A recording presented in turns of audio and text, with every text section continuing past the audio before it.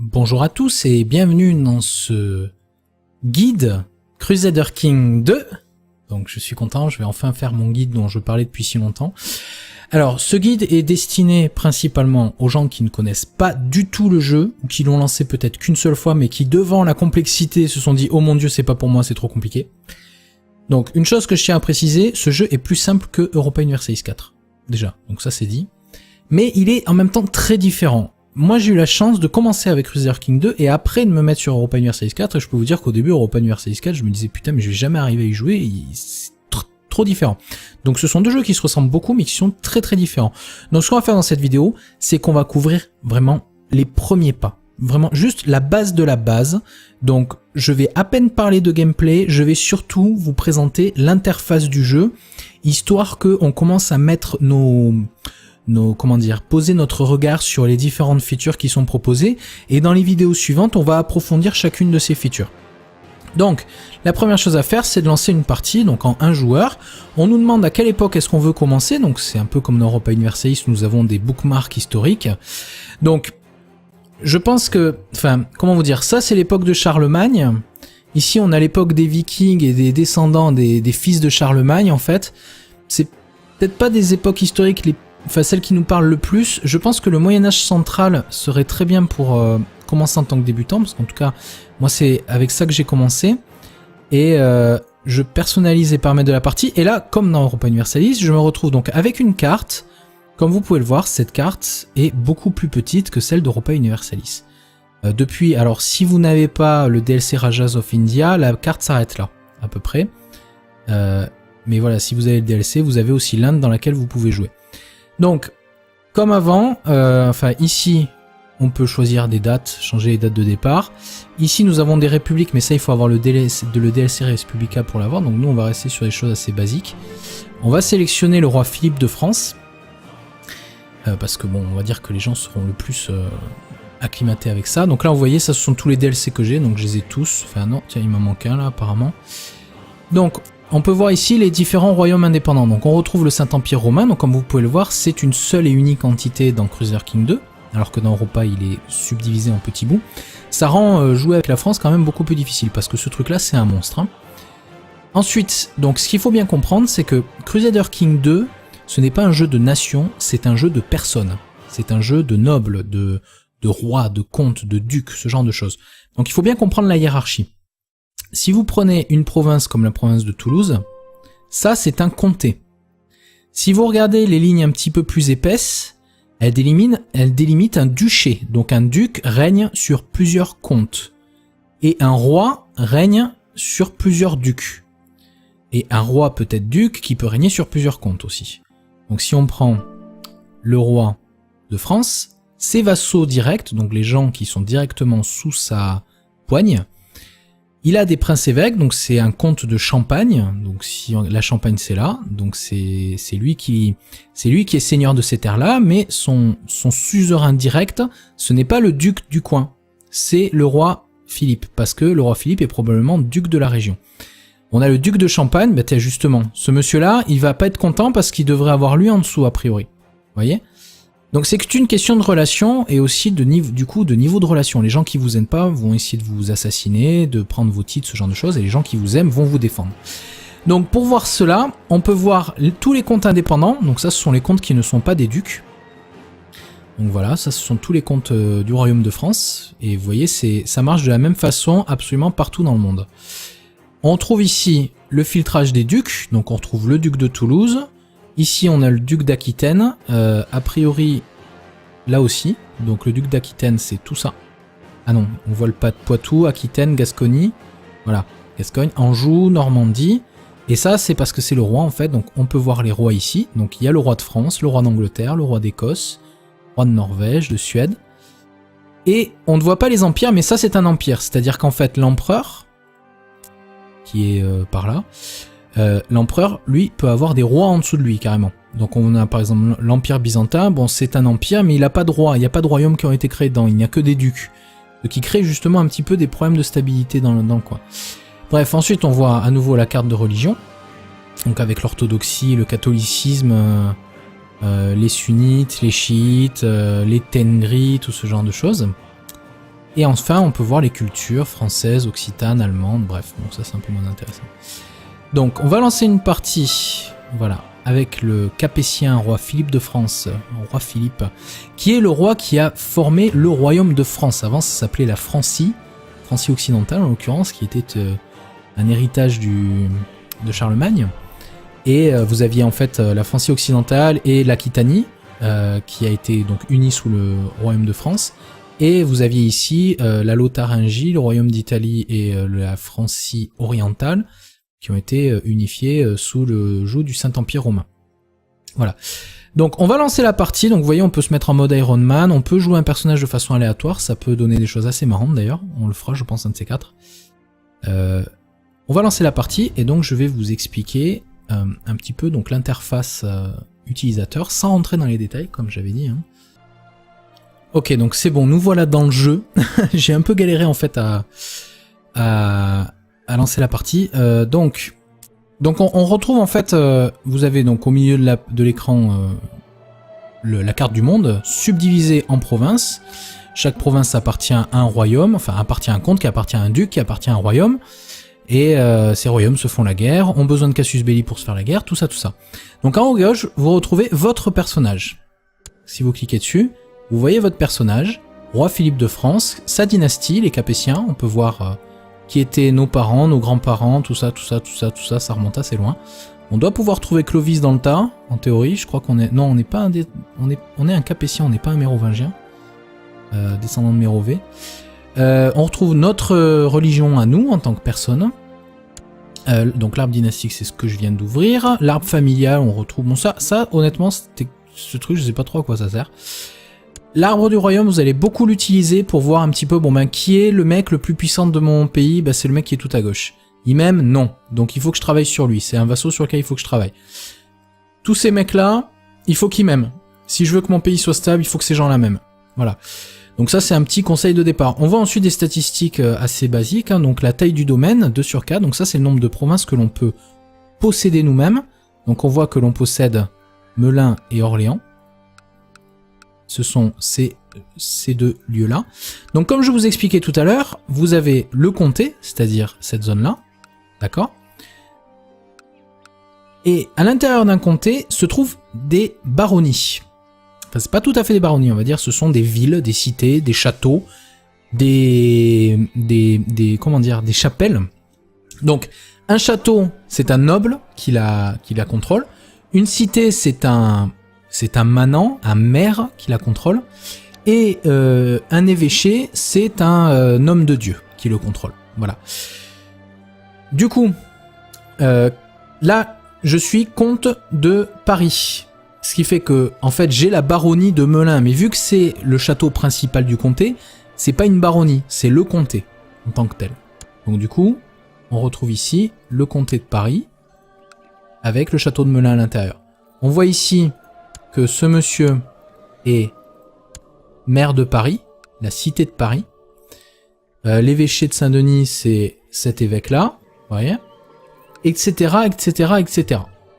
Donc, si on revient sur cet écran, on voit du coup qu'on peut avoir jusqu'à 4 maximum. Si on le dépasse, on va avoir des problèmes d'intendance et nos vassaux vont pas nous aimer parce qu'ils vont considérer qu'on détient trop de titres.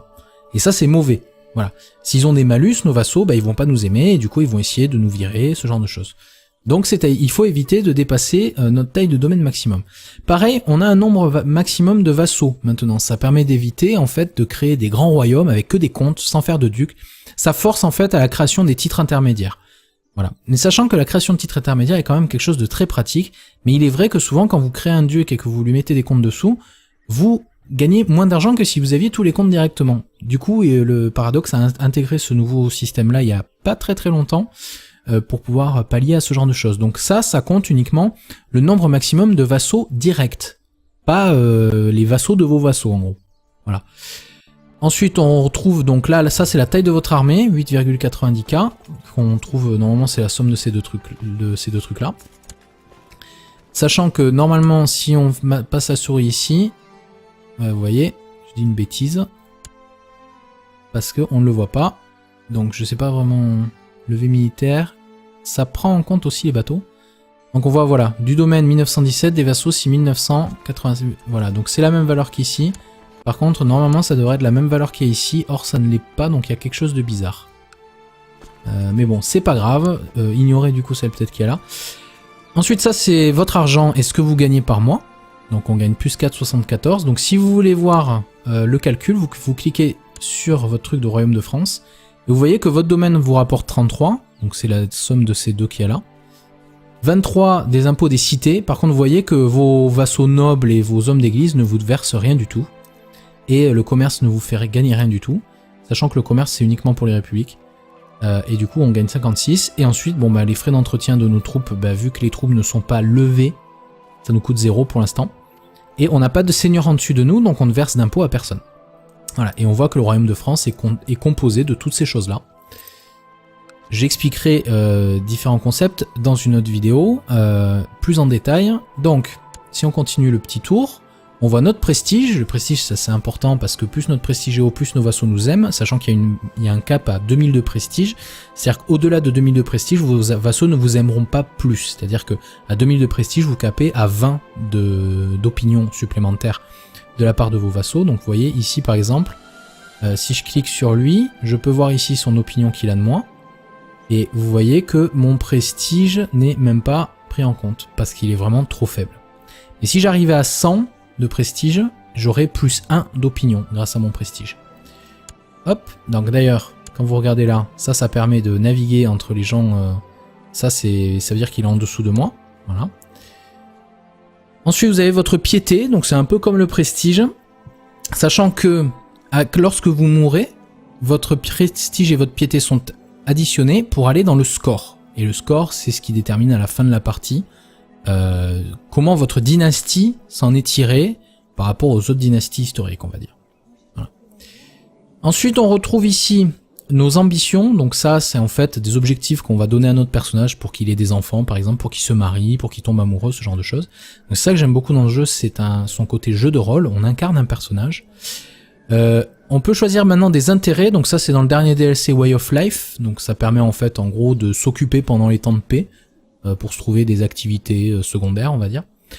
Ici on retrouve les 5 stats principales qui vont déterminer comment se débrouille votre roi dans les différents champs du jeu, c'est-à-dire que vous avez la diplomatie, qui va impacter les relations des autres pays envers vous et de vos vassaux aussi envers vous, donc quelqu'un de très diplomate aura un bon bonus envers ses vassaux. Si vous regardez ici, diplomatie personnelle plus 6. Voilà, donc le fait d'avoir 9 nous donne plus 6 envers nos vassaux, par exemple. Ensuite, le martial, donc ça va déterminer notamment en fait la quantité de troupes qu'il y a dans votre domaine direct. Donc si j'ouvre par exemple ici, on peut voir que l'infanterie légère, 190 de base, et compétence martiale, vous voyez les multiplicateurs de contribution plus 60%, ma compétence martiale fait qu'on enlève 25%. Mais vu que c'est la capitale de comté, après plus 50%, ce genre de choses. Donc vous passez la souris ici, vous pouvez voir le détail donc, de cette répartition-là. Donc le martial, c'est important pour avoir plus de troupes.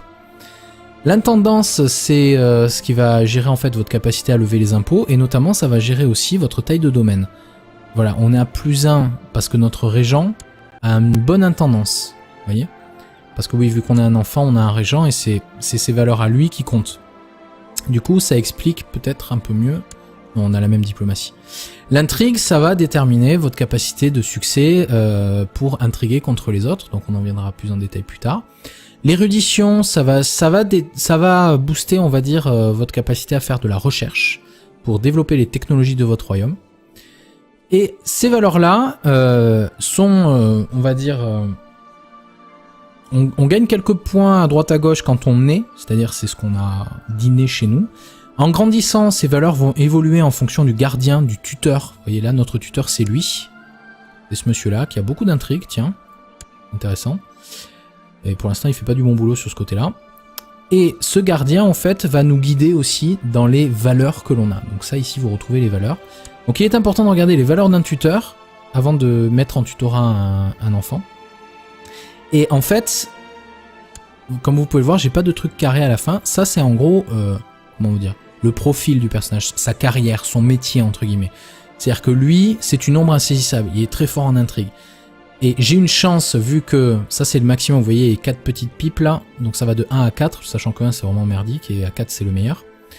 Donc moi, si je garde ce tuteur, j'ai une chance de devenir une ombre insaisissable ou un des trucs qui est juste en dessous. Voilà. Ce qui est, honnêtement, personnellement, je trouve pas génial. Mais vous voyez, bon, bah, mon père était un conciliateur naïf, donc il avait que +1 en diplomatie grâce à ça. Alors que le père de mon père était un ecclésiastique soumis, voilà, qui avait que +3 en érudition. Donc c'est pas génial tout ça. Voilà, et ça, bon, pour un roi, c'est pratique d'avoir de l'intrigue, comme ça vous risquerez moins de vous faire assassiner, tout simplement. Et donc ici on retrouve les valeurs, donc nous avons les 7 vertus capitales, la patience, l'amabilité, ce genre de choses, et les 7 péchés capitaux, qui vont en gros influencer l'opinion des autres envers vous, vos statistiques, les impôts que vous levez, un peu de tout quoi. Si vous êtes juste par exemple, voilà, l'opinion des vassaux est à +10, mais par contre quelqu'un qui est à l'opposé de juste, c'est-à-dire cruel il me semble, ben, vous aurez voilà, des malus d'opinion, vous pouvez même vous faire des amis ou des ennemis qui vont modifier vos opinions, ce genre de choses. On voit d'ailleurs dans les relations ici que nous n'avons pas d'amis, pas de rivaux, pas de mariage, pas d'amants pour l'instant, parce qu'on est trop jeune. Ici on a les modifications en combat, mais on viendra peut-être plus en détail là, plus tard. Ici on retrouve nos titres, donc nous sommes roi de France, comte de Paris et comte d'Orléans. Voilà, donc ce qui est important c'est de comprendre la relation entre les personnes et les titres dans ce jeu. Voilà. Le fait de posséder des terres sur la carte va dépendre uniquement des titres qui sont à l'intérieur de votre royaume ou que vous détenez vous-même. Donc, on va continuer à faire le tour de l'interface. Donc ici, nous avons le conseil. Donc ce sont 5 personnages choisis parmi nos vassaux ou parmi notre cour qui vont occuper des positions et qui vont pouvoir faire des actions. Je vais détailler, je ferai une vidéo spéciale pour le conseil. Donc, un truc important à savoir, c'est que il y a des gens qui vont avoir pour ambition de siéger au conseil. Donc si vous récompenser quelqu'un qui a cette ambition-là, il va avoir un boost d'opinion envers vous, parce qu'il sera content. Si vous virez un mec du conseil, il aura un malus d'opinion envers vous, parce qu'il sera pas content d'avoir été renvoyé, il se sentira humilié, ce genre de choses. Donc on verra plus tard à quoi ça correspond plus en détail. Ici nous avons les lois qui régissent le royaume de France, sachant que si vous avez plusieurs royaumes, les lois seront différentes en fonction du royaume où vous vous trouvez. Et si vous-même vous êtes roi de plusieurs royaumes, vous pouvez très bien avoir des rois dans un royaume certaines lois et dans un autre royaume d'autres lois. Voilà. Donc on trouve ici la règle d'héritage, parce que dans Crusader King 2, un concept aussi très important à comprendre, c'est qu'on ne joue pas seulement un personnage, on joue une dynastie. Donc vous voyez, j'ai un héritier, c'est-à-dire que si le roi Philippe de France meurt, je continue la partie en jouant le prince Hugues de France, qui deviendrait le roi Hugues de France. Donc on voit ici ce petit icône qui correspond à notre héritier. Par contre, donc on voit que c'est notre frère, si ce monsieur meurt et que son héritier à lui n'est pas un capétien, alors j'ai perdu la partie. Vous voyez ? Si vous, et d'ailleurs ça serait écrit en rouge, héritier en rouge, et puis vous auriez une alerte en haut qui vous dirait attention, vous allez perdre la partie, mais attention, c'est si bien entendu vous n'avez plus de titres. Vous voyez, si tous vos titres vont à un mec qui n'est pas de votre dynastie. Si vous êtes roi de France et que le titre part à quelqu'un de pas de la dynastie mais que vous restez comte de Paris, vous n'avez pas perdu la partie, vous continuez à jouer en tant que comte de Paris. Voilà. Donc, je vais détailler dans une vidéo spécialisée aussi comment fonctionnent les lois d'héritage, parce que c'est assez important, et pareil pour les lois qui régissent le royaume. Ensuite ici on retrouve les technologies, donc on voit les niveaux de technologie dans chacun des champs de technologie, donc un qui est important par exemple c'est le légalisme, parce que le légalisme, il y a un problème d'affichage, donc le légalisme c'est ça qui détermine la taille du domaine maximum, vous voyez, donc ça c'est intéressant. Alors comment par contre, alors pareil je pense que je ferai une vidéo qui détaillera le plus. En gros on gagne un certain nombre de points et au bout d'un moment on peut dépenser ces points pour augmenter un niveau de technologie, sachant que ces choses là ne sont influencées que dans votre capitale. C'est votre capitale dans laquelle vous augmentez vos technologies, donc faites attention, si vous bougez de capitale vous allez perdre vos technos, à moins que la capitale où vous alliez ait de meilleures technologies. Et après vos technologies en fait se diffusent on va dire, de comté en comté quoi. Vous voyez, on retrouve ça dans le concept du bonus des voisins, bonus de domaine, peuplement, voilà. Donc ça, je parlerai plus en détail des différentes technologies, je pense. Ensuite, ici, on retrouve votre armée. Donc, on voit vos vassaux, la quantité de troupes qu'ils vous fournissent, la somme est affichée ici. On voit les compagnies de mercenaires que l'on peut recruter, sachant que les compagnies de mercenaires coûtent très cher et très cher à entretenir. Souvent, vous allez pouvoir embaucher des mercenaires que pendant quelques mois, pas plus. Et après, on a des ordres sacrés qui, a priori, n'existent pas encore, parce que la première croisade n'a pas dû être lancée. On trouve ici les escortes qui sont... que vous pouvez payer en cliquant sur le petit plus ici. Donc on voit d'ailleurs, vous avez différentes compositions d'escortes. Et sachant que la dernière, vous voyez, une escorte de chevalier, la dernière est toujours une escorte spéciale, spécifique à votre royaume. Par exemple, l'Empire byzantin a une escorte qui s'appelle les cataphractes, qui sont uniquement de la cavalerie lourde, qui est très très très puissante, je crois que c'est la meilleure du jeu. Sauf que bon, ça coûte assez cher, mais c'est comme une escorte personnelle en gros. Et c'est la seule armée que vous pouvez avoir, sachant que chaque truc que vous prenez, comme vous voyez, ça a normalement 500 hommes à l'intérieur, mais non, vous voyez, pas toutes. Et c'est la seule armée que vous pouvez garder, lever, et déclarer la guerre avec. Parce que dans ce jeu, vous ne pouvez pas déclarer la guerre si vous avez levé le ban. C'est-à-dire que vous avez cliqué sur les boutons ici, et votre... Donc je vais vous montrer par exemple. Hop, là j'ai levé mes armées. Vous voyez? Mais maintenant, par contre, si je vais par exemple parler à ce mec, à l'empereur, hop, il faut faire clic droit. J'ai pas de casus belli. Mince, attendez, il faut que je trouve quelqu'un envers qui j'ai un casus belli. Relations diplomatiques, j'ai un casus belli envers l'Angleterre. C'est le truc jaune là. Revendiquer Angleterre. Donc j'ai une revendication sur l'Angleterre. En quel ordre? Voyons voir. Déclarer la guerre. Nous ne pouvons pas déclarer la guerre si nous avons levé Lost. Vous voyez? Donc ça m'empêche de déclarer la guerre parce que j'ai ces troupes de lever. Donc si je les enlève, je peux cliquer ici. Non, sur le roi d'Angleterre parce qu'on ne peut pas déclarer. Et si je clique sur déclarer la guerre, je peux revendiquer le trône d'Angleterre au nom du prince Aelwulf d'Angleterre, donc c'est même pas en mon propre nom. On voit qui c'est que je me retrouverai à attaquer, et je pourrais déclarer la guerre. Voilà. Mais je vais pas le faire, parce que c'est pas le moment. Donc, vous ne pouvez pas déclarer la guerre si votre host est levé. Par contre, si vous avez une escorte de levée, vous pouvez déclarer la guerre, ça c'est pas un problème. Et après on retrouve les levées navales, c'est-à-dire vos bateaux, les bateaux de vos vassaux aussi. Sachant que quand vous levez des troupes de vos vassaux, ben, vous allez avoir petit à petit en fait une icône qui va apparaître qui dit que les vassaux sont pas contents que vous leur ayez emprunté leurs troupes comme ça pour aller faire la guerre. Surtout que c'est eux qui en payent l'entretien, c'est pas vous. Donc du coup ils aiment pas ça. Voilà. Ensuite vous avez l'intrigue ici. Donc ça par contre je reviendrai dessus plus en détail parce que ça mérite une vidéo à part entière. On retrouve des décisions, la gestion des menaces qui pèsent sur nous, des prisonniers que l'on a et des complots connus. Pour l'instant il n'y a rien parce que la partie vient juste de commencer. Ici nous avons les factions dans le royaume de France. Donc là en fait ce sont nos vassaux. Par exemple s'il y en a un qui nous aime pas et qui préfère par exemple notre frère pour hériter sur le trône, ben, il peut créer une faction de soutien, de revendication sur ce frère là et les gens peuvent la rejoindre cette faction. Et nous on peut faire des actions diplomatiques pour forcer les gens à sortir d'une faction, ce genre de choses. Et si une faction est assez puissante, elle va se déclencher. Et elle va créer en fait une entité temporaire qui sera une entité de révolte on va dire et qui du coup va vous tomber dessus. Voilà. Et si elle gagne cette guerre, parce qu'elle vous déclare la guerre, si elle gagne cette guerre, bah, en fonction de la faction dont il s'agit, bah, ça aura des effets différents. Par exemple vous avez une faction d'indépendance. Il y a des mecs qui veulent se barrer de votre royaume. S'ils se révoltent et qu'ils vous déclarent la guerre, boum, bah, ils formeront un nouveau royaume. Et enfin on trouve l'écran consacré à la religion. Il y a un nouveau système de collèges et cardinaux un petit peu compliqué que je connais pas encore très bien, donc c'est peut-être pas trop la peine de s'y intéresser, mais bon en gros ça permet d'influencer sur qui va devenir le pape. Le pape qui vous aime bien, ça peut être assez important, parce que du coup en fait vous pouvez lui demander de l'argent, ce genre de choses, c'est assez sympa. Par contre un concept assez important à comprendre, c'est que vos évêques, en tout cas pour la foi catholique, hein, ça marche différemment pour les... Vous avez des gameplays différents en fonction des religions, hein. Pour la foi catholique, si votre évêque vous aime plus le pape que vous, il verse son argent au pape. Si par contre il vous aime plus à vous qu'au pape, c'est à vous qui verse l'argent. Voilà. Et si vous passez à la souris, vous voyez justement les règles qu'il y a ici. Le pape peut permettre le divorce, le pape peut appouvrir un casus belli d'invasion, blablabla. Et on retrouve l'autorité morale catholique, donc ça...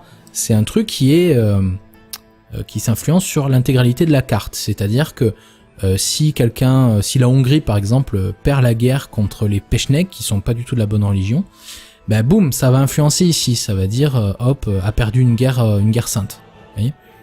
Boum, si les autres religions commencent à nous attaquer et qu'on perd, notre autorité morale diminue, et à ce moment-là, on va avoir des problèmes de stabilité religieuse. Par exemple, moi j'ai fait une partie avec des vikings qui se trouvaient à York, ici. J'ai conquis l'Angleterre, j'ai commencé à taper la France et tout, et en fait j'ai fait tomber la foi catholique à 0 d'autorité morale, et en gros les gens se convertissaient tous à la foi nordique, qui elle était à 100. Les gens se convertissaient parce que en gros, ben, le catholicisme ne voulait plus rien dire, entre guillemets. En tout cas, quand vous commencez en 1066, vous voyez que la foi catholique a une très bonne autorité morale. Si par contre vous allez voir, peut-être, je sais pas si on peut voir... Non, je sais plus comment on peut voir... Merde. Non, je sais plus comment on peut voir les autres religions. C'est pas grave. C'est l'autorité morale qui compte. D'ailleurs, on peut les retrouver dans... Non, c'est pas dans le menu principal, c'est dans le grand livre de statistiques. Guerre est indépendant, votre cour, tous les vassaux se diraient, votre dynastie, blablabla. Religion. Donc religion, on peut trier par autorité. On voit que les catholiques et les orthodoxes sont ceux qui ont la plus grosse autorité morale. Suivis par les chiites, les hindous, les sunnites. Et les pires, après, ce sont les germaniques. Vous voyez, ça, ce sont des nordiques, des slaves, des aztèques. Tout ça, ce sont des hérésies. On voit même les juifs qui n'ont que 20% d'autorité morale parce qu'en fait, je crois qu'ils n'existent plus, tout simplement. Ouais, ils n'existent plus à ce moment-là, il me semble. Je vérifie parce qu'à une époque, non, c'est Kouman. Avant, c'était à Khazari, donc c'est dans un autre début de jeu. Pardon. Donc du coup, voilà qui conclut un petit peu le tour, sachant que le pape peut déclarer des croisades pour aller reprendre Jérusalem, ce genre de choses. Bref, ici vous avez les notifications, les choses importantes, où là par exemple on peut créer des titres qui n'existent pas encore. Vous voyez, donc on a des duchés, des royaumes, le royaume d'Aquitaine. Voilà. Et on peut mettre des gens en prison, pourquoi je sais pas. Probablement parce qu'ils ont fait quelque chose de mal. Et sachant que voilà, selon notre intrigue d'état, on n'a que 54% de chance de réussir à l'emprisonner. Sachant que si on n'y réussit pas, eh bien, il risque de pas être content du tout. Ensuite, donc là-haut, vous retrouvez votre argent, votre prestige, votre piété, votre domaine, tout ce qu'il y avait sur la page ici déjà, sur ce côté-là, on les retrouve là-haut. Ici, vous avez le temps avec gestion, augmentation de la vitesse, ralentissement. Ici, on a des messages à caractère prioritaire et de basse priorité. Donc ça va s'ouvrir et se fermer au fur et à mesure qu'il y aura des messages. Ici, on retrouve la liste de nos armées, de nos troupes, de nos domaines, de nos flottes, des batailles en cours, un petit peu comme dans Europa Universalis. Et ici, on retrouve la carte. Donc ça, c'est la carte diplomatique, carte religieuse. Donc on voit que tout ça, ça a été conquis par les morts. Et ils sont en train de le convertir ici, en fait, tout simplement. Donc il faut faire la reconquête de l'Espagne. On retrouve la carte économique, donc on voit qu'on est dans des zones très riches quand même. Et que ici c'est encore plus riche. Et qu'il y a des zones quand même très pauvres. Bref. Ici on retrouve... Alors ça c'est un concept très important. Donc je vais l'aborder je pense en guise de fin de vidéo. Ça sera très bien. Vous avez dans ce jeu un concept qu'on appelle de jure. C'est-à-dire que c'est le concept de légitimité. C'est-à-dire que si vous regardez par exemple, de jure, le royaume de France c'est ça. Donc si je clique sur le royaume de France, je regarde de jure. Vous voyez, c'est ça de jure, le royaume de France. Si je regarde le royaume d'Aquitaine, qui n'existe pas, on le retrouve ici, c'est ça le truc. Et on les retrouve ici en fait, vous voyez, la province de ceci appartient de jure au duché de Toulouse, qui lui-même appartient de jure au royaume d'Aquitanie. Si vous regardez les empires de jure, vous avez l'empire de France, le Saint-Empire romain, l'Italie, l'Hispanie, ce genre de choses. Sachant que ces choses-là, cela peut bouger. Si par exemple la France devait conquérir toute la Bretagne ou toute cette zone-là et la garder pendant, je crois, plus de 100 ans, quelque chose dans ce genre, cela peut devenir de jure membre de la France. Vous voyez, le royaume d'Aquitaine, lui, il a des chances pour que de jure il devienne partie du royaume de France à la place, vu que le royaume de France l'aura gardé pendant longtemps. Ce qui signifie qu'en fait, au fur et à mesure que les siècles passent, comment dire, la légitimité des titres se dissipe, surtout s'ils n'existent plus. S'ils existent toujours, par contre, il n'y a pas d'impact, quoi. Donc on retrouve les empires de jure. Et ça va vous aider un petit peu, ça va vous guider sur quelles sont les nations que vous pouvez créer, en fait. C'est-à-dire que si vous êtes empereur de France, vous pouvez déclarer la guerre à la Bourgogne, sous prétexte que de jure, tout ça, c'est à vous. Vous voyez ? Si on regarde la France ici, voyons voir. A priori, on dirait que j'ai des revendications sur lui. Non, j'en ai pas. Je n'ai pas de casus belli valide, donc je n'ai pas de revendication sur lui. Après, on retrouve donc le risque de révolte. Donc pareil, hein, s'il peut y avoir des rébellions, on le retrouve ici, hein, exactement. À cause des problèmes de culture, ce genre de choses. Les dynasties qui contrôlent, donc on trouve les Capétiens, les Salians, les Rugriquides, les Seljuks, les Fatimides, blablabla. Donc ça, c'est le nom en gros le nom de famille du dirigeant actuel. On voit l'opinion après, du coup ça c'est assez intéressant à utiliser sur sa propre map, ça permet de voir les endroits où il y a des gens qui nous aiment pas du tout, par exemple lui là, il nous aime pas. Donc il nous aime pas parce qu'il est un prétendant au titre, il est prétendant et candidat au titre de Royaume de France, et en quel honneur on sait pas trop, mais voilà, il a une revendication sur le Royaume de France, donc lui il a un casus belli pour nous attaquer pour devenir roi. S'il gagne bien sûr, mais pour cela il faut que les gens l'aiment et le soutiennent. Ensuite, on retrouve les vassaux directs. Donc, on voit que lui, là, il est notre vassal direct. Lui est notre vassal direct. Hop, on le revoit ici. Hein. Ça, c'est le lien de vassalisation. Tout ça, ce sont nos vassaux directs. Vous voyez, pour le Saint-Empire, bah, il a ces trucs-là en vassal direct. Après, ça, les zones marchandes et les trucs comme ça, c'est surtout pour les républiques marchandes. Donc pour l'instant ça vous intéressera pas, donc on voit Venise, ce que contrôle Venise, ce genre de choses.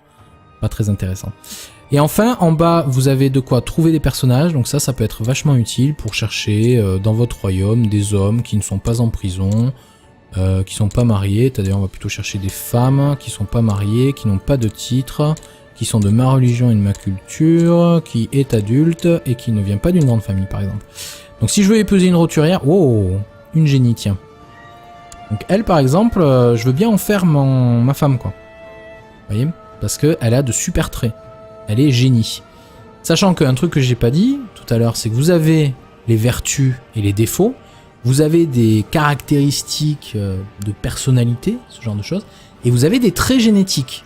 Tout ce qui est en forme de cœur, comme ça, c'est un trait génétique. Donc un trait génétique peut être passé d'une génération à une autre. On voit, ici elle est vive, donc plus 3 partout, c'est génial. Ici plus 5 partout, et compétences de combat personnel plus 1 et tout, c'est génial aussi. Ça c'est vraiment parmi les meilleurs.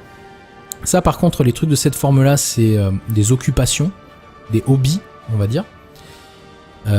Et après, je crois qu'il y en avait d'autres encore. Ambitieux, c'en est un assez important aussi. Je crois que j'ai fait le tour en fait. Bref. Origine roturière, elle ne fait pas partie d'une grande famille. Trouver un titre, ça peut être pratique si vous en avez besoin. Retour à la province d'origine, donc ça permet de retourner chez nous. On retrouve le grand livre, un peu comme dans Europa Universalis 4. Le menu principal, la chronique, donc ça permet de voir notre chronique, notre histoire. Ça peut être marrant. Qu'est-ce qu'ils font les Anglais? On peut aller voir ça, c'est assez facile. Toi, tu es en guerre contre le roi d'Angleterre.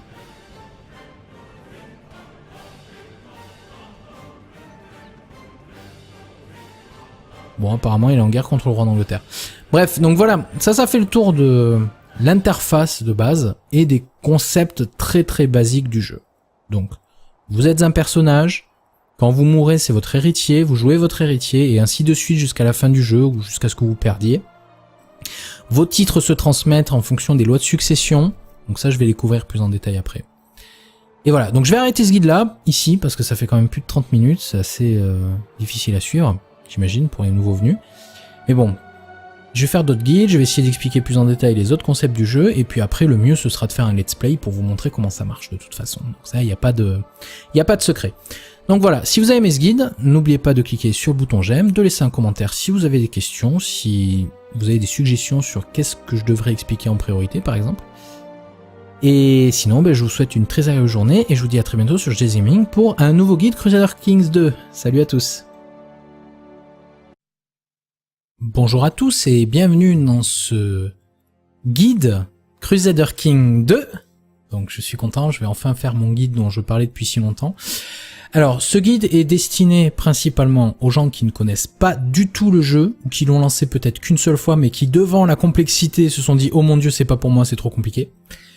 Donc, une chose que je tiens à préciser, ce jeu est plus simple que Europa Universalis 4. Déjà, donc ça c'est dit. Mais il est en même temps très différent. Moi, j'ai eu la chance de commencer avec Crusader King 2, et après de me mettre sur Europa Universalis 4, et je peux vous dire qu'au début, Europa Universalis 4, je me disais « Putain, mais je vais jamais arriver à y jouer », trop différent. Donc ce sont deux jeux qui se ressemblent beaucoup mais qui sont très très différents. Donc ce qu'on va faire dans cette vidéo, c'est qu'on va couvrir vraiment les premiers pas. Vraiment juste la base de la base. Donc je vais à peine parler de gameplay, je vais surtout vous présenter l'interface du jeu, histoire qu'on commence à mettre poser notre regard sur les différentes features qui sont proposées, et dans les vidéos suivantes, on va approfondir chacune de ces features. Donc, la première chose à faire, c'est de lancer une partie, donc en un joueur. On nous demande à quelle époque est-ce qu'on veut commencer, donc c'est un peu comme dans Europa Universalis, nous avons des bookmarks historiques. Donc, je pense que, enfin, comment vous dire, ça c'est l'époque de Charlemagne. Ici, on a l'époque des Vikings et des descendants des fils de Charlemagne, en fait. C'est peut-être pas des époques historiques, celles qui nous parlent le plus. Je pense que le Moyen-Âge central serait très bien pour commencer en tant que débutant, parce qu'en tout cas, moi c'est avec ça que j'ai commencé, et je personnalise les paramètres de la partie, et là, comme dans Europa Universalis, je me retrouve donc avec une carte. Comme vous pouvez le voir, cette carte est beaucoup plus petite que celle d'Europa Universalis. Alors si vous n'avez pas le DLC Rajas of India, la carte s'arrête là, à peu près. Mais voilà, si vous avez le DLC, vous avez aussi l'Inde dans laquelle vous pouvez jouer. Donc, comme avant, ici, on peut choisir des dates, changer les dates de départ. Ici, nous avons des républiques, mais ça, il faut avoir le DLC Respublica pour l'avoir. Donc nous, on va rester sur des choses assez basiques. On va sélectionner le roi Philippe de France. Parce que bon, on va dire que les gens seront le plus acclimatés avec ça. Donc là, vous voyez, ça, ce sont tous les DLC que j'ai. Donc je les ai tous. Enfin non, tiens, il m'en manque un là, apparemment. Donc, on peut voir ici les différents royaumes indépendants. Donc on retrouve le Saint-Empire romain. Donc comme vous pouvez le voir, c'est une seule et unique entité dans Crusader King 2. Alors que dans Europa, il est subdivisé en petits bouts. Ça rend jouer avec la France quand même beaucoup plus difficile, parce que ce truc-là, c'est un monstre. Hein. Ensuite, donc ce qu'il faut bien comprendre, c'est que Crusader King 2, ce n'est pas un jeu de nation, c'est un jeu de personnes. C'est un jeu de nobles, de rois, de comtes, de ducs, ce genre de choses. Donc il faut bien comprendre la hiérarchie. Si vous prenez une province comme la province de Toulouse, ça c'est un comté. Si vous regardez les lignes un petit peu plus épaisses, elle délimite un duché. Donc un duc règne sur plusieurs comtes. Et un roi règne sur plusieurs ducs. Et un roi peut être duc qui peut régner sur plusieurs comtes aussi. Donc si on prend le roi de France, ses vassaux directs, donc les gens qui sont directement sous sa poigne, il a des princes-évêques, donc c'est un comte de Champagne, donc si la Champagne c'est là, donc c'est lui qui est seigneur de ces terres-là, mais son suzerain direct, ce n'est pas le duc du coin, c'est le roi Philippe, parce que le roi Philippe est probablement duc de la région. On a le duc de Champagne, bah justement, ce monsieur-là, il va pas être content parce qu'il devrait avoir lui en dessous a priori, vous voyez ? Donc c'est une question de relation et aussi de niveau de relation. Les gens qui vous aiment pas vont essayer de vous assassiner, de prendre vos titres, ce genre de choses, et les gens qui vous aiment vont vous défendre. Donc pour voir cela, on peut voir tous les comtes indépendants, donc ça ce sont les comtes qui ne sont pas des ducs. Donc voilà, ça ce sont tous les comtes du royaume de France, et vous voyez, ça marche de la même façon absolument partout dans le monde. On trouve ici le filtrage des ducs, donc on retrouve le duc de Toulouse. Ici, on a le duc d'Aquitaine, a priori, là aussi. Donc le duc d'Aquitaine, c'est tout ça. Ah non, on voit le pas de Poitou, Aquitaine, Gascogne. Voilà, Gascogne, Anjou, Normandie. Et ça, c'est parce que c'est le roi, en fait. Donc on peut voir les rois ici. Donc il y a le roi de France, le roi d'Angleterre, le roi d'Écosse, le roi de Norvège, de Suède. Et on ne voit pas les empires, mais ça, c'est un empire. C'est-à-dire qu'en fait, l'empereur, qui est par là, l'empereur, lui, peut avoir des rois en dessous de lui, carrément. Donc on a par exemple l'Empire byzantin, bon c'est un empire, mais il n'a pas de roi, il n'y a pas de royaume qui ont été créés dedans, il n'y a que des ducs. Ce qui crée justement un petit peu des problèmes de stabilité dans le coin. Bref, ensuite on voit à nouveau la carte de religion, donc avec l'orthodoxie, le catholicisme, les sunnites, les chiites, les tengris, tout ce genre de choses. Et enfin on peut voir les cultures françaises, occitanes, allemandes, bref, bon ça c'est un peu moins intéressant. Donc on va lancer une partie, voilà, avec le Capétien, roi Philippe de France, roi Philippe, qui est le roi qui a formé le royaume de France. Avant, ça s'appelait la Francie, Francie occidentale en l'occurrence, qui était un héritage de Charlemagne. Et vous aviez en fait la Francie occidentale et l'Aquitanie, qui a été donc unie sous le royaume de France. Et vous aviez ici la Lotharingie, le royaume d'Italie et la Francie orientale, qui ont été unifiés sous le joug du Saint-Empire romain. Voilà. Donc on va lancer la partie, donc vous voyez on peut se mettre en mode Iron Man, on peut jouer un personnage de façon aléatoire, ça peut donner des choses assez marrantes d'ailleurs, on le fera je pense un de ces quatre. On va lancer la partie et donc je vais vous expliquer un petit peu donc l'interface utilisateur, sans rentrer dans les détails comme j'avais dit. Hein. Ok, donc c'est bon, nous voilà dans le jeu. J'ai un peu galéré en fait à lancer la partie. Donc on retrouve en fait ça. C'est un truc qui s'influence sur l'intégralité de la carte. C'est-à-dire que si la Hongrie par exemple perd la guerre contre les Pechneks, qui sont pas du tout de la bonne religion, ben boum, ça va influencer ici. Ça va dire hop, a perdu une guerre sainte. Vous voyez ?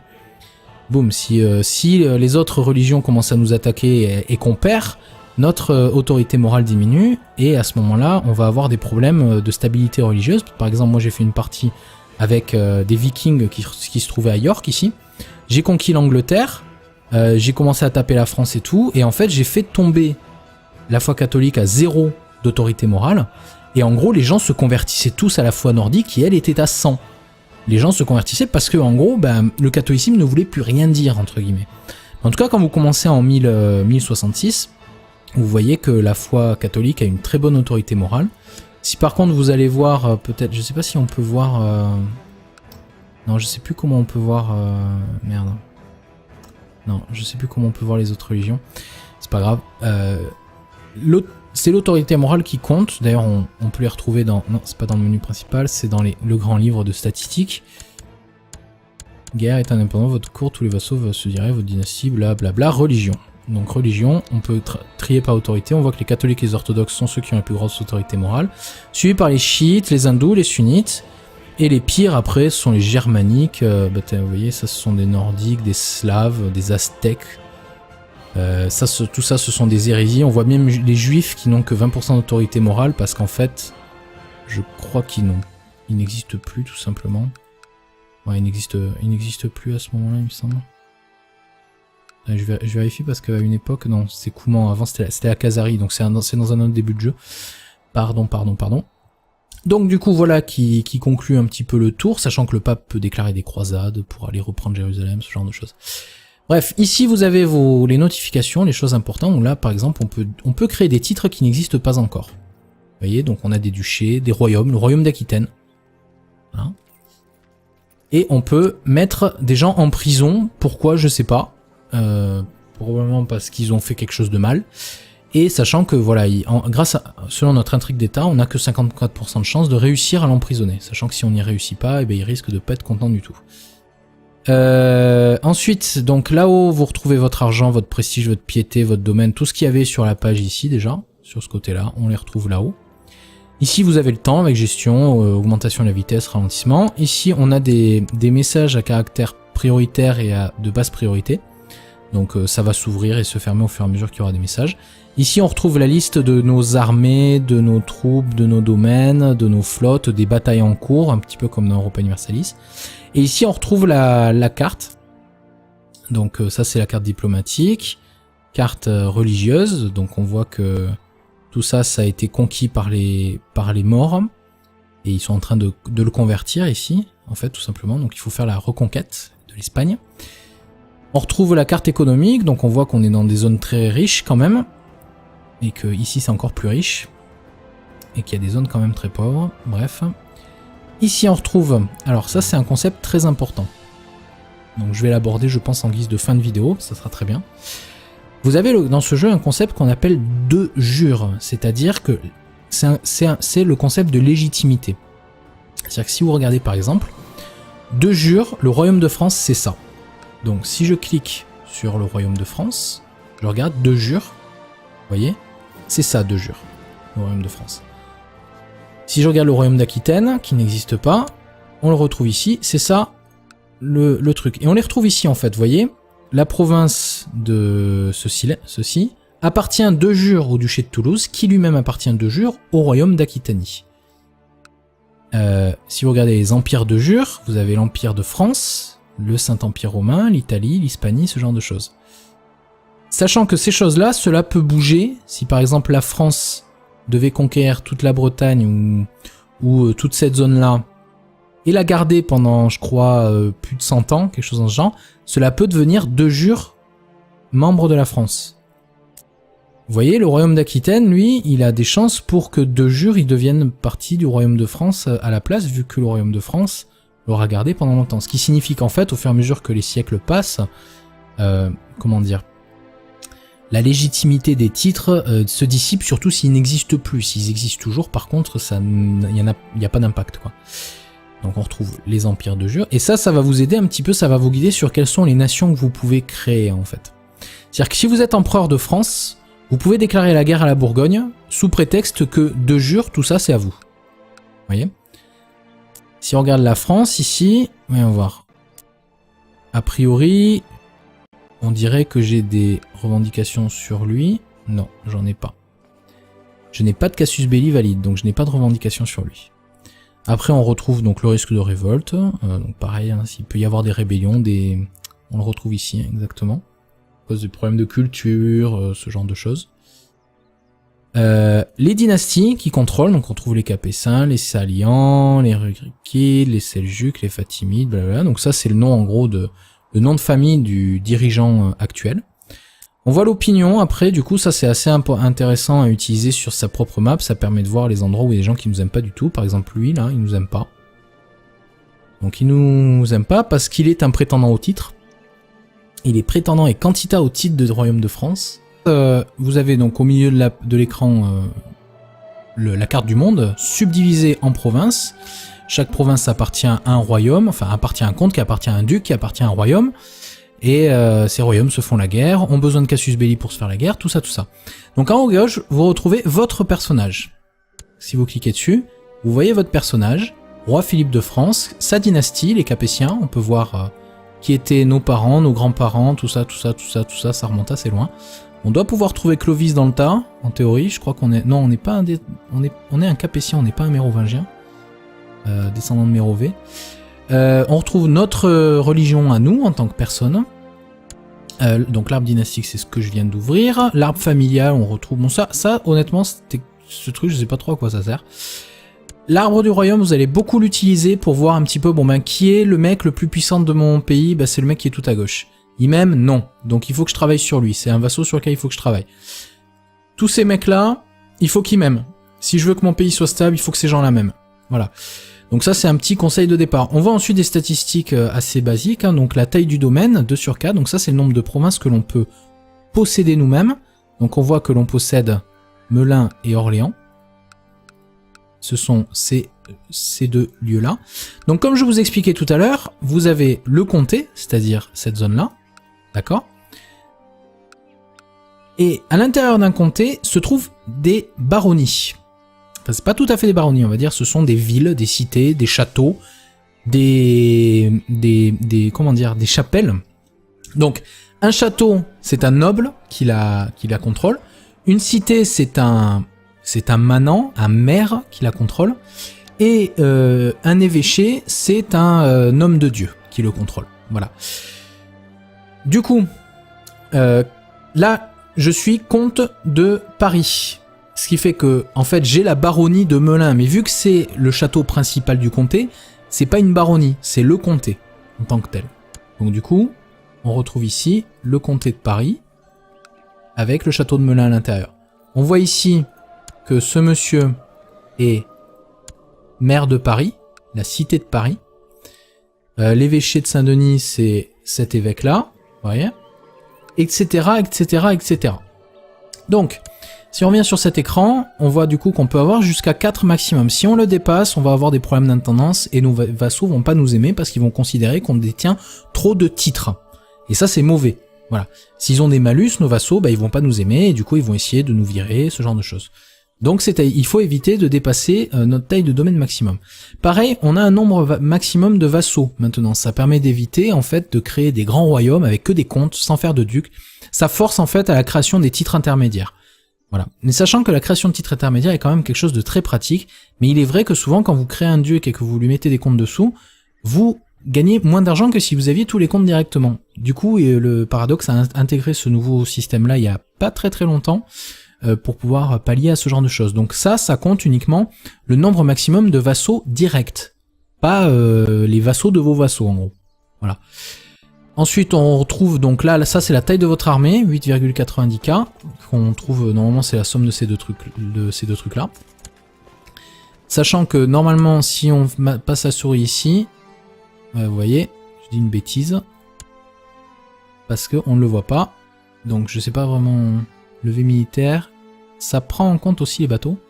Donc on voit, voilà, du domaine 1917, des vassaux 6986. Voilà, donc c'est la même valeur qu'ici. Par contre, normalement, ça devrait être la même valeur qu'il y a ici. Or, ça ne l'est pas, donc il y a quelque chose de bizarre. Mais bon, c'est pas grave. Ignorez du coup celle peut-être qu'il y a là. Ensuite, ça, c'est votre argent et ce que vous gagnez par mois. Donc on gagne plus 4,74. Donc si vous voulez voir le calcul, vous cliquez sur votre truc de Royaume de France. Et vous voyez que votre domaine vous rapporte 33, donc c'est la somme de ces deux qu'il y a là.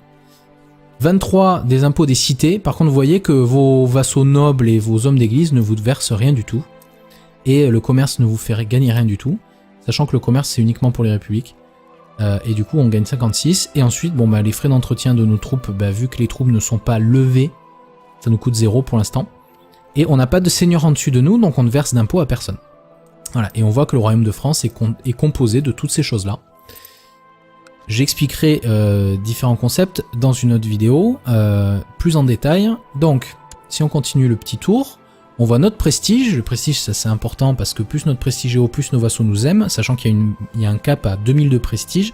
C'est-à-dire qu'au-delà de 2000 de prestige, vos vassaux ne vous aimeront pas plus. C'est-à-dire qu'à 2000 de prestige, vous capez à 20 d'opinion supplémentaire de la part de vos vassaux. Donc vous voyez ici par exemple, si je clique sur lui, je peux voir ici son opinion qu'il a de moi. Et vous voyez que mon prestige n'est même pas pris en compte, parce qu'il est vraiment trop faible. Et si j'arrivais à 100 de prestige, j'aurais plus 1 d'opinion grâce à mon prestige. Hop, donc d'ailleurs, quand vous regardez là, ça permet de naviguer entre les gens, ça veut dire qu'il est en dessous de moi, voilà. Ensuite, vous avez votre piété, donc c'est un peu comme le prestige, sachant que lorsque vous mourrez, votre prestige et votre piété sont additionnés pour aller dans le score. Et le score, c'est ce qui détermine à la fin de la partie comment votre dynastie s'en est tirée par rapport aux autres dynasties historiques, on va dire. Voilà. Ensuite, on retrouve ici nos ambitions, donc ça c'est en fait des objectifs qu'on va donner à notre personnage pour qu'il ait des enfants, par exemple, pour qu'il se marie, pour qu'il tombe amoureux, ce genre de choses. Donc ça que j'aime beaucoup dans le jeu, c'est son côté jeu de rôle en tant que comte de Paris. Voilà. Donc je vais détailler dans une vidéo spécialisée aussi comment fonctionnent les lois d'héritage, parce que c'est assez important, et pareil pour les lois qui régissent le royaume. Ensuite ici on retrouve les technologies, donc on voit les niveaux de technologie dans chacun des champs de technologie. Donc un qui est important par exemple c'est le légalisme, parce que le légalisme, il y a un problème d'affichage, donc le légalisme c'est ça qui détermine la taille du domaine maximum, vous voyez, donc ça c'est intéressant. Alors comment par contre, alors pareil je pense que je ferai une vidéo qui détaillera le plus. En gros on gagne un certain nombre de points et au bout d'un moment on peut dépenser ces points pour augmenter un niveau de technologie, sachant que ces choses-là ne sont influencées que dans votre capital. C'est votre capital dans lequel vous augmentez vos technologies, donc faites attention, si vous bougez de capital vous allez perdre vos technos, à moins que la capitale où vous alliez ait de meilleures technologies. Et après vos technologies en fait se diffusent, on va dire, de comté en comté, quoi. Vous voyez, on retrouve ça dans le concept du bonus des voisins, bonus de domaine, peuplement, voilà. Donc ça, je parlerai plus en détail des différentes technologies, je pense. Ensuite, ici, on retrouve votre armée. Donc, on voit vos vassaux, la quantité de troupes qu'ils vous fournissent, la somme est affichée ici. On voit les compagnies de mercenaires que l'on peut recruter, sachant que les compagnies de mercenaires coûtent très cher et très cher à entretenir. Souvent, vous allez pouvoir embaucher des mercenaires que pendant quelques mois, pas plus. Et après on a des ordres sacrés qui a priori n'existent pas encore, parce que la première croisade n'a pas dû être lancée. On trouve ici les escortes qui sont...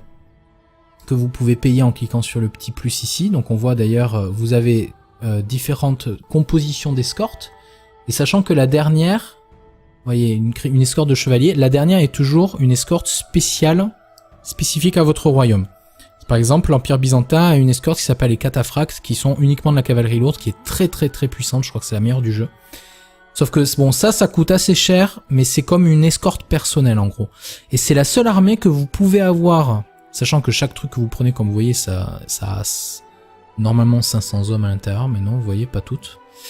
Et c'est la seule armée que vous pouvez garder, lever, et déclarer la guerre avec. Parce que dans ce jeu, vous ne pouvez pas déclarer la guerre si vous avez levé le ban. C'est-à-dire que vous avez cliqué sur les boutons ici, et votre... Donc je vais vous montrer par exemple. Hop, là j'ai levé mes armées. Vous voyez?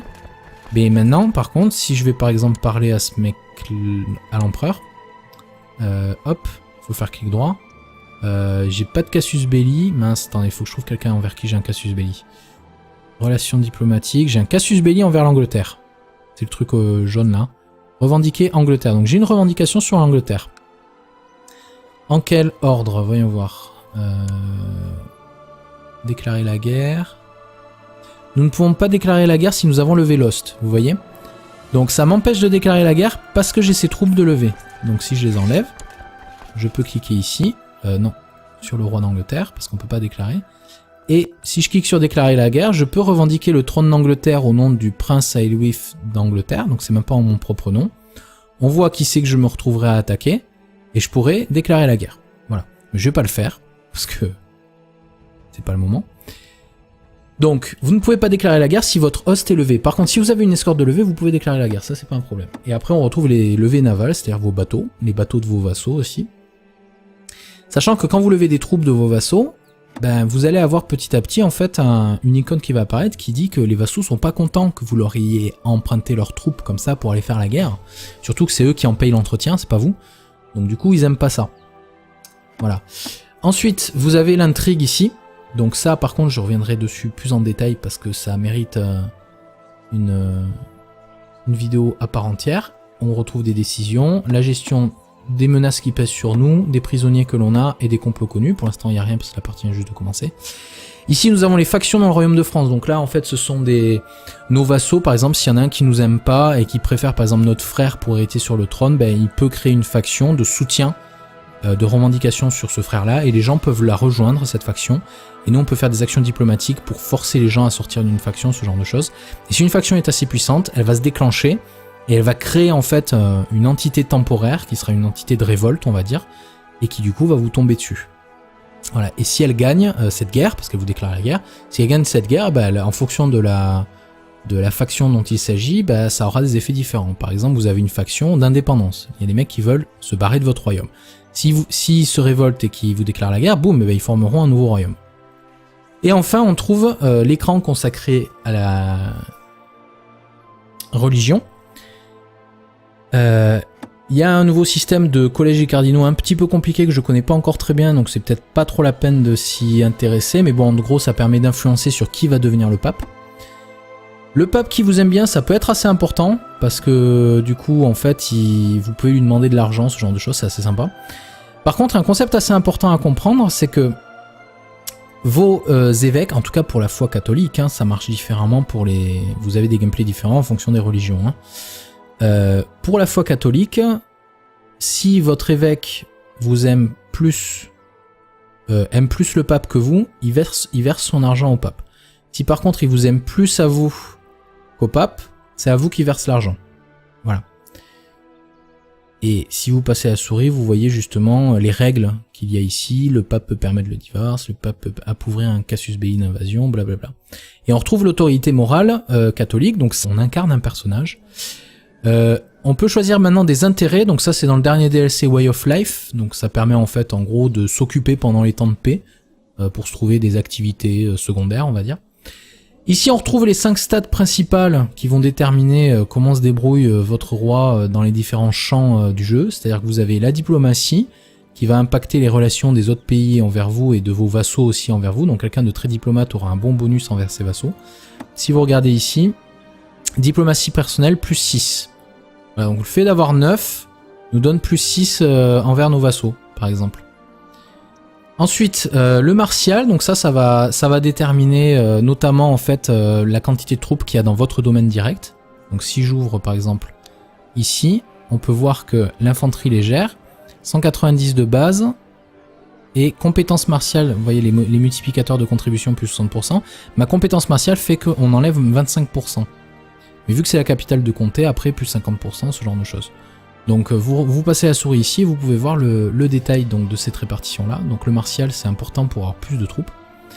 L'intendance, c'est ce qui va gérer en fait votre capacité à lever les impôts, et notamment ça va gérer aussi votre taille de domaine.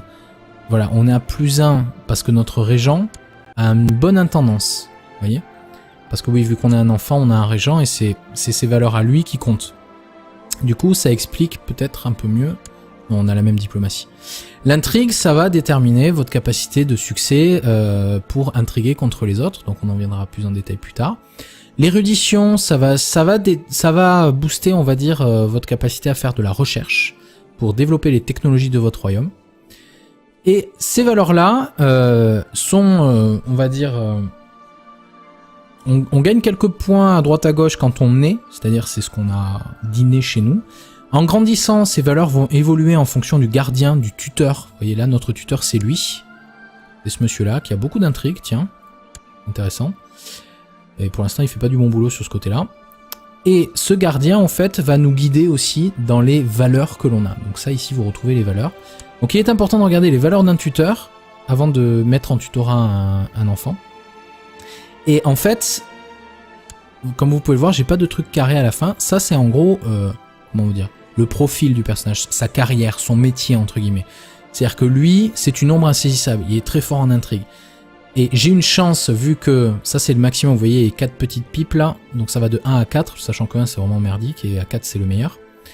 Donc moi, si je garde ce tuteur, j'ai une chance de devenir une ombre insaisissable ou un des trucs qui est juste en dessous. Voilà. Ce qui est honnêtement, personnellement, je trouve pas génial. Mais vous voyez, bon bah mon père était un conciliateur naïf, donc il avait que plus 1 en diplomatie grâce à ça. Alors que le père de mon père était un ecclésiastique soumis, voilà, qui avait que plus 3 en érudition. Donc c'est pas génial tout ça. Voilà, et ça, bon, pour un roi, c'est pratique d'avoir de l'intrigue, comme ça vous risquerez moins de vous faire assassiner, tout simplement. Et donc ici, on retrouve les valeurs, donc nous avons les 7 vertus capitales, la patience, l'amabilité, ce genre de choses, et les 7 péchés capitaux, qui vont en gros influencer l'opinion des autres envers vous, vos statistiques, les impôts que vous levez, un peu de tout, quoi. Si vous êtes juste, par exemple, voilà, l'opinion des vassaux est à plus 10, mais par contre, quelqu'un qui est à l'opposé de juste, c'est-à-dire cruel, il me semble, ben, vous aurez voilà, des malus d'opinion, vous pouvez même vous faire des amis ou des ennemis qui vont modifier vos opinions, ce genre de choses. On voit d'ailleurs dans les relations ici que nous n'avons pas d'amis, pas de rivaux, pas de mariage, pas d'amants pour l'instant, parce qu'on est trop jeune. Ici on a les modificateurs de combat, mais on viendra peut-être plus en détail là, plus tard. Ici on retrouve nos titres, donc nous sommes roi de France, comte de Paris et comte d'Orléans. Voilà, donc ce qui est important, c'est de comprendre la relation entre les personnes et les titres dans ce jeu. Voilà. Le fait de posséder des terres sur la carte va dépendre uniquement des titres qui sont à l'intérieur de votre royaume ou que vous détenez vous-même. Donc, on va continuer à faire le tour de l'interface. Donc ici, nous avons le conseil. Donc ce sont 5 personnages choisis parmi nos vassaux ou parmi notre cour, qui vont occuper des positions et qui vont pouvoir faire des actions. Je vais détailler, je ferai une vidéo spéciale pour le conseil. Donc, un truc important à savoir, c'est que il y a des gens qui vont avoir pour ambition de siéger au conseil. Donc si vous récompensez quelqu'un qui a cette ambition-là, il va avoir un boost d'opinion envers vous, parce qu'il sera content. Si vous virez un mec du conseil, il aura un malus d'opinion envers vous, parce qu'il sera pas content d'avoir été renvoyé, il se sentira humilié, ce genre de choses. Donc on verra plus tard à quoi ça correspond plus en détail. Ici, nous avons les lois qui régissent le royaume de France, sachant que si vous avez plusieurs royaumes, les lois seront différentes en fonction du royaume où vous vous trouvez. Et si vous-même vous êtes roi de plusieurs royaumes, vous pouvez très bien avoir des rois dans un royaume certaines lois et dans un autre royaume d'autres lois. Voilà. Donc on trouve ici la règle d'héritage, parce que dans Crusader King 2, un concept aussi très important à comprendre, c'est qu'on ne joue pas seulement un personnage, on joue une dynastie. Donc vous voyez, j'ai un héritier, c'est-à-dire que si le roi Philippe de France meurt, je continue la partie en jouant le prince Hugues de France, qui deviendrait le roi Hugues de France. Donc on voit ici ce petit icône qui correspond à notre héritier. Par contre, donc on voit que c'est notre frère, si ce monsieur meurt et que son héritier à lui n'est pas un capétien, alors j'ai perdu la partie. Vous voyez ? Si vous, et d'ailleurs ça serait écrit en rouge, héritier en rouge, et puis vous auriez une alerte en haut qui vous dirait attention, vous allez perdre la partie, mais attention, c'est si bien entendu vous n'avez plus de titres. Vous voyez, si tous vos titres vont à un mec qui n'est pas de votre dynastie. Si vous êtes roi de France et que le titre part à quelqu'un de pas de la dynastie mais que vous restez comte de Paris, vous n'avez pas perdu la partie, vous continuez à jouer